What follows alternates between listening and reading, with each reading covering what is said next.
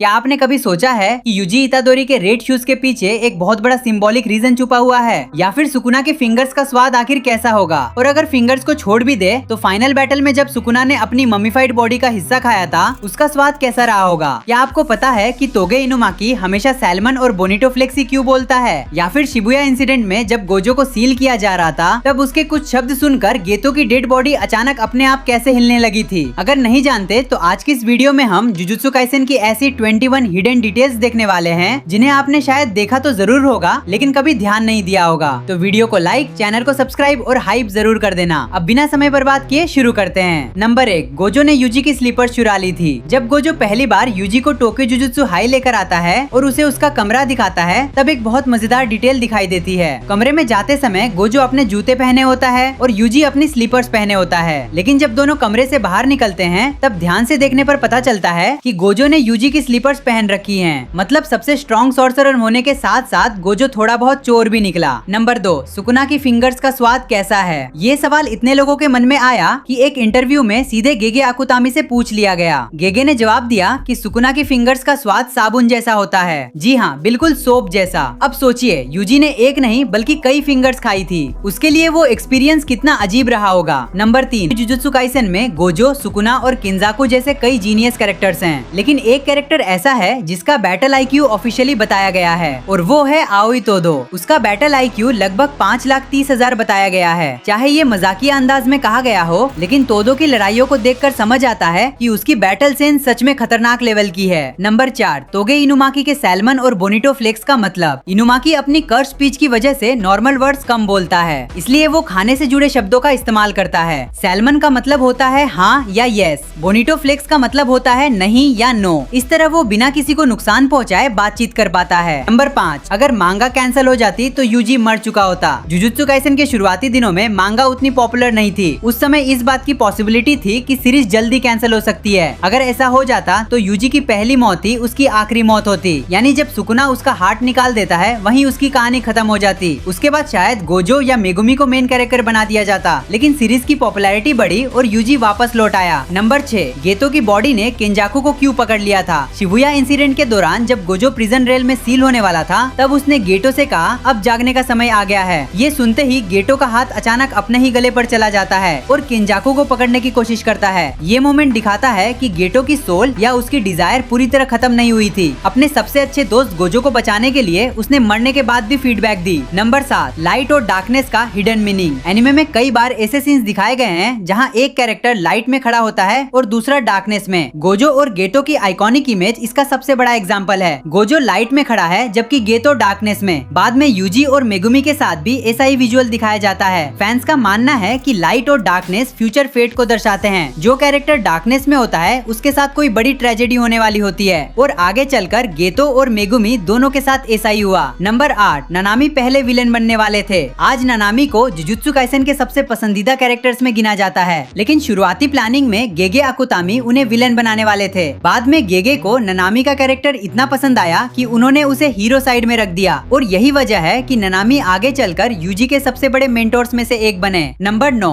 Final battle में Sukuna को अपनी 20वीं फिंगर नहीं मिलती, इसलिए वो अपनी ही मम्मीफाइड बॉडी का हिस्सा खा लेता है। ऑफिशियल आंसर कभी नहीं दिया गया। नंबर 10, गोजो इतना ज्यादा मीठा क्यों खाता है? कई लोग सोचते हैं कि गोजो सिर्फ स्वीट लवर है, लेकिन इसके पीछे एक स्पेशल रीजन है। गोजो की सिक साइज लगातार उसके दिमाग पर भारी लोड डालती है। इतनी ज्यादा इन्फॉर्मेशन प्रोसेस करने की वजह से उसे एक्सेसिव एनर्जी की जरूरत पड़ती है, इसीलिए वह अक्सर स्वीट्स और शुगर वाली चीजें खाता रहता है। यानी गोजो की मिठाइयों की आदत सिर्फ हॉबी नहीं बल्कि उसकी पावर से भी जुड़ी हुई है। नंबर 11, क्या तुम्हें पता है कि नोबारा की straw doll technique real life से इंस्पायर्ड है? देखो, नोबारा की स्ट्रॉ डॉल टेक्निक सिर्फ एनिमे की बनाई हुई कोई रैंडम पावर नहीं है। असल में ये जापान के पुराने फोल्कलोर रिचुअल से इंस्पायर्ड मानी जाती है। इन रिचुअल्स में स्ट्रॉ डॉल्स का इस्तेमाल स्पिरिट्स, एंसेस्टर्स और सुपरनेचुरल पावर से कनेक्शन बनाने के लिए किया जाता था और गेगे आकुतामी ने उसी कॉन्सेप्ट को जुजुत्सु काइसेन के अंदर एक डेंजरस कर्स टेक्निक में बदल दिया।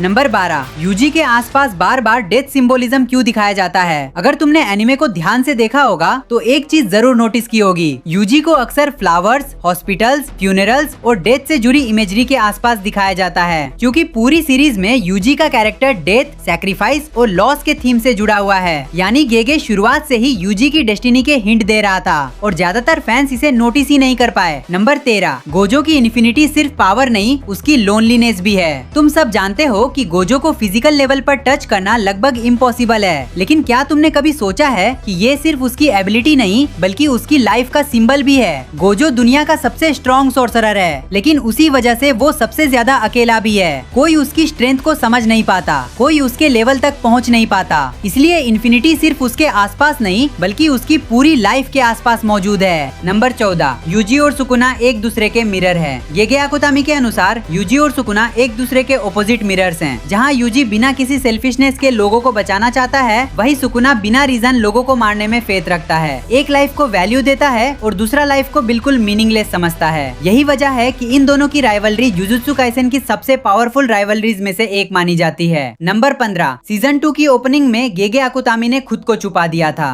सीजन 2 की ओपनिंग में एक कैट दिखाई जाती है। अब ज्यादातर फैंस ने इसे इग्नोर कर दिया था, लेकिन अगर तुम जेजे के ऑथर गेगे आकुतामी को जानते हो तो तुम्हें पता होगा कि गेगे खुद को अक्सर कैट अवतार के रूप में रिप्रेजेंट करते हैं। और मजेदार बात यह है कि उस कैट की डिजाइन भी गेगे के ऑथर अवतार से काफी मिलती जुलती है। नंबर 16, नानामी की डेथ का हिंट हमें पहले ही मिल गया था। अगर तुमने सीजन 2 की ओपनिंग को ध्यान से देखा होगा तो एक सीन में लगभग सभी कैरेक्टर्स डार्क क्लोथ्स पहने हुए दिखाई देते हैं, लेकिन उनमें नानामी अलग नजर आता है। और यही डिटेल काफी इंटरेस्टिंग है। जापान में व्हाइट कलर को कई बार डेथ और फेयरवेल से भी जोड़ा जाता है, इसलिए कई फैंस मानते हैं कि ये सीन नानामी की फ्यूचर डेथ को फोरशैडो कर रहा था। नंबर 17, यूजी के रेड शूज का असली मतलब क्या है। यूजी के रेड शूज सिर्फ फैशन के लिए नहीं है। कलर साइकोलॉजी के हिसाब से रेड कलर एनर्जी, डिटर्मिनेशन और एक्शन को रिप्रेजेंट करता है। और अगर यूजी के कैरेक्टर को देखो तो वो हमेशा एक्शन लेने वाला इंसान है। चाहे खुद खतरे में क्यों ना पड़ जाए, वो दूसरों को बचाने के लिए सबसे पहले आगे बढ़ता है। इसलिए फैंस मानते हैं कि उसके रेड शूज उसके कैरेक्टर को सिंबलाइज करते हैं। नंबर 18, कर्स स्पिरिट्स के बॉडी से वर्ड्स क्यों निकलते हैं। तुमने कई बार देखा होगा कि जब कोई कर्स स्पिरिट करती है तो उसके शरीर से सिर्फ ब्लड ही नहीं निकलता। अगर सीन को पॉज करके देखो तो कुछ जगह वर्ड्स और सिंबल्स भी दिखाई देते हैं। ऐसा इसलिए क्योंकि कर्सेस इंसानों की नेगेटिव इमोशंस और नेगेटिव वर्ड से पैदा होती है। एनिमे ने इस कॉन्सेप्ट को विजुअल फॉर्म में दिखाने की कोशिश की है और यही डिटेल इसे बाकी शोनेन एनिमे से अलग बनाती है। नंबर 19,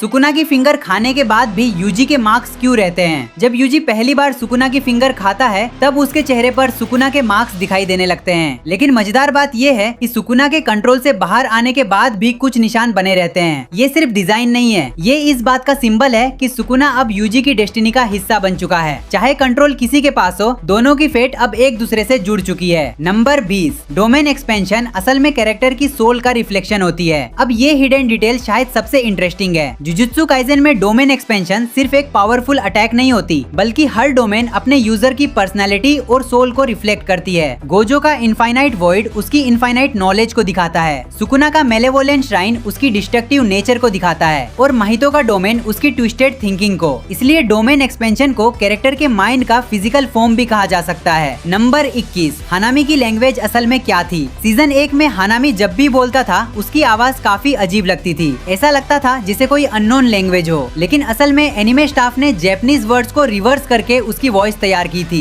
यानी हानामी जो बोल रहा था वो कोई नई लैंग्वेज नहीं थी बल्कि उल्टी जैपनीज थी। और यही वजह है कि उसकी आवाज इतनी अननेचुरल और क्रीपी लगती थी। तो दोस्तों ये थी जुजुत्सु काइसेन की 21 हिडन डिटेल्स जिन्हें ज्यादातर फैंस मिस कर देते हैं। इनमें से आपको सबसे ज्यादा कौन सी डिटेल शॉक कर गई, कमेंट करके जरूर बताना। अगर वीडियो पसंद आई हो तो लाइक, शेयर और सब्सक्राइब करना बिल्कुल मत भूलना। और ऐसे ही जुजुत्सु काइसेन एनिमे और मांगा की हिडन डिटेल्स के लिए चैनल को हाइप करते रहो। मिलते हैं अगली वीडियो में, तब तक के लिए बाय गाइस।